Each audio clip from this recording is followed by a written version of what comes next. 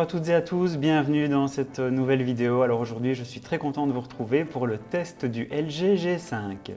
Ce LG G5 qui a été élu meilleur smartphone de l'année au MWC de Barcelone, le Mobile World Congress, et nous allons voir s'il tient toutes ses promesses. Ce LG G5 présente plusieurs particularités, dont notamment le fait que ce soit le premier téléphone modulaire, c'est-à-dire qu'il va être possible d'ajouter des modules. Alors pour l'instant, ces modules ne sont qu'au nombre de 2. Il y a le LG Cam Plus, qui est un module qui permettra de mieux manipuler l'appareil photo. Et on a également le modèle HiFi Plus, qui est un module qui permettra d'améliorer la qualité sonore de l'appareil lorsqu'on écoutera des enregistrements avec un casque audio. De plus, ce LG G5 dispose d'une batterie amovible, ce qui devient de plus en plus rare sur les modèles haut de gamme des constructeurs. Et il a également 3 appareils photo, un appareil photo en façade et 2 appareils photo au dos de l'appareil, mais je vous expliquerai ça plus en détail un peu plus tard. En général, lorsque j'achète un téléphone à 700 €, au moment de déballer l'appareil, eh bien, j'ai toujours un sentiment d'admiration. Je suis vraiment en émoi devant la beauté du téléphone. Et malheureusement, avec ce LG G5, eh bien, je dois dire que je n'ai pas du tout eu ce sentiment. Pour commencer, eh bien, il donne vraiment l'impression d'être en plastique. D'ailleurs, il y a eu une grosse polémique à ce sujet. Alors finalement, le téléphone serait effectivement en alliage d'aluminium d'une seule pièce, mais il serait recouvert d'une peinture par un procédé qui s'appelle micronisation. Et malheureusement, le résultat n'est pas du tout au rendez-vous. Le toucher est vraiment pas agréable. Pour laisser passer le signal des différentes antennes Wi-Fi, GSM, etc., eh bien, LG a dû à certains endroits du contour de l'appareil remplacer le contour en métal par des portions en plastique. Et quand on regarde le téléphone de près, c'est vraiment pas joli du tout. Ça casse totalement l'harmonie du téléphone. D'autre part, sur mon exemplaire, mais je ne sais pas si c'est présent sur tous les exemplaires, mais la finition au niveau du bouton qui permettra d'éjecter le module contenant la batterie, eh bien la finition n'est vraiment pas bonne et le bouton est à moitié de travers, enfin c'est n'importe quoi. La partie supérieure de la vitre avant plonge, je dirais, vers l'arrière du téléphone. Et là encore, je trouve que la finition n'est pas impeccable. Au niveau de l'écouteur, eh bien, on a l'impression qu'il y a comme un renfoncement. En tout cas, la finition n'est pas parfaite. Le LG G5 est équipé d'un écran de 5,3 pouces d'une résolution de 2560 par 1440 pixels. Et le tout est recouvert d'une Gorilla Glass 4, ce qui va donc éviter les griffures.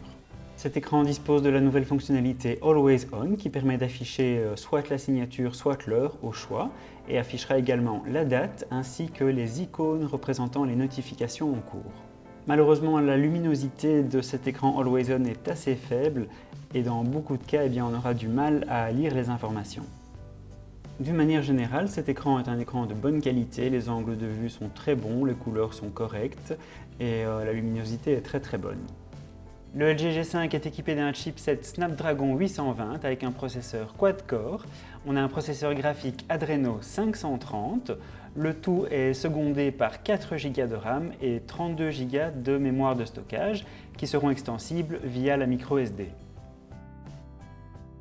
Le téléphone a tendance à chauffer légèrement lorsqu'on a un usage intensif, si par exemple on regarde des vidéos ou si on télécharge plusieurs applications en même temps, mais c'est vraiment rien de grave, c'est assez léger. Au niveau de la connectique, on a un USB type C et c'est un USB 3.1. Au dos de l'appareil, on retrouve le capteur d'empreinte digitale qui est extrêmement précis et extrêmement rapide. C'est un des plus rapides qu'il y a sur le marché. Le téléphone est particulièrement facile à activer puisqu'il suffit de simplement déposer son doigt sur le capteur. Il n'y a pas besoin de presser sur le bouton. Le LG G5 est équipé d'une batterie de 2800 mAh, ce qui n'est pas énorme pour un téléphone avec ces caractéristiques. En temps écran, j'ai obtenu 2h30 d'autonomie en usage intensif et j'ai réussi à monter jusqu'à 4 heures en utilisation modérée. Par contre, le LG G5 est équipé de la technologie Quick Charge 3.0 qui permettra de recharger très rapidement son smartphone et d'autre part, il faut rappeler que la batterie est interchangeable. Le smartphone tourne sous Android Marshmallow 6.0.1, qui est la dernière version disponible, et on a la surcouche maison de chez LG baptisée Optimus UX en version 5.0. Cette surcouche se fait plus discrète que par le passé et on a une interface clean et plutôt agréable à regarder. L'interface est dépourvue de tiroirs d'applications et malheureusement il y a très peu d'optimisation afin de compenser son absence. On peut cependant cacher des applications ou les trier de manière alphabétique sans toutefois modifier la première page.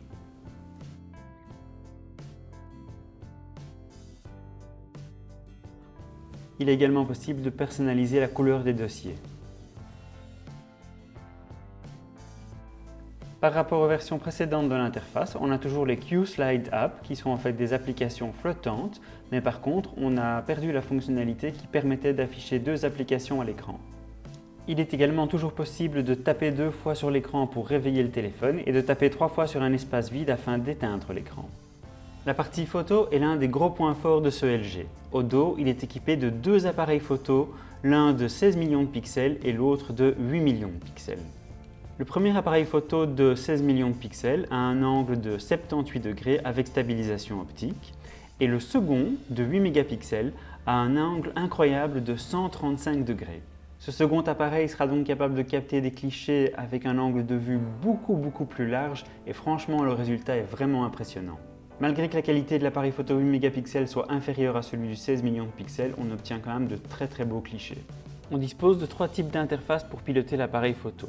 Le mode basique, le mode simple et le mode manuel. En mode basique, il suffit de simplement toucher l'écran et la photo se prendra d'elle-même. En mode simple, on pourra toucher l'écran pour régler le focus et ensuite appuyer sur le bouton de l'appareil photo afin de prendre la photo. On disposera également de plusieurs réglages ainsi que de plusieurs modes de prise de vue. Parmi ces différents modes, on comptera le mode time-lapse qui permettra de prendre des photos à intervalles réguliers. On a également le mode slow motion et le mode pop-out qui permettra de prendre simultanément une photo avec les 2 objectifs et d'appliquer un effet sur la photo prise avec l'appareil photo grand angle. Le mode manuel quant à lui est un mode archi complet qui permettra de régler la balance des blancs, le focus, la compensation de l'exposition, le réglage ISO et la vitesse de l'obturateur. Dans ce mode, il sera également possible d'enregistrer les photos au format RAW afin de pouvoir les retoucher sur un logiciel par la suite. En pleine luminosité, la qualité des photos est excellente, les photos sont riches en détails et les couleurs sont précises. En basse luminosité, la qualité est disons correcte, mais pas aussi bonne par exemple que sur un Galaxy S7. L'argument commercial principal de LG pour ce G5 est son aspect modulaire. L'idée de LG est absolument excellente. Malheureusement, en pratique, elle n'atteint pas tout à fait ses objectifs. Pour commencer, le module LG Cam Plus qui est censé améliorer l'ergonomie de l'appareil photo, en réalité n'est pas ergonomique du tout. La prise en main de l'appareil n'est pas spécialement meilleure avec ce module.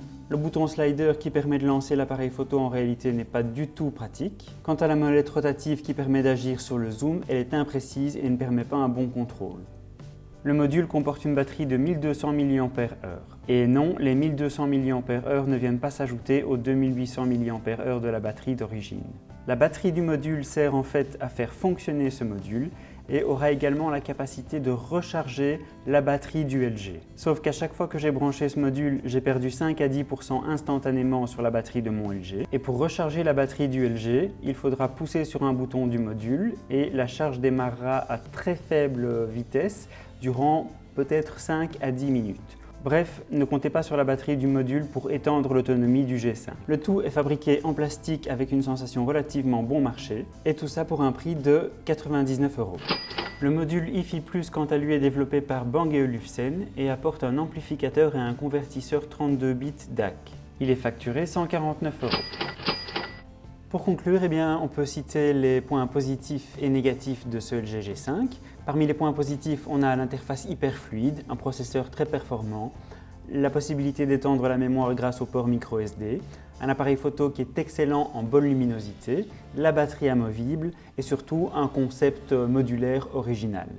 D'un autre côté, les points négatifs sont plutôt son look qui n'est pas aussi premium que ses concurrents, les modules qui au fond ne sont qu'au nombre de 2 et qui sont très chers et surtout une autonomie un petit peu limite. Et voilà, c'est ici que s'achève cette vidéo. Je vous remercie beaucoup d'avoir regardé la vidéo. Si elle vous a plu, n'hésitez pas à mettre un petit commentaire, à mettre un petit like, à partager la vidéo. N'hésitez pas également à vous abonner car j'ai d'autres tests en préparation et notamment le test du Huawei P9. À bientôt!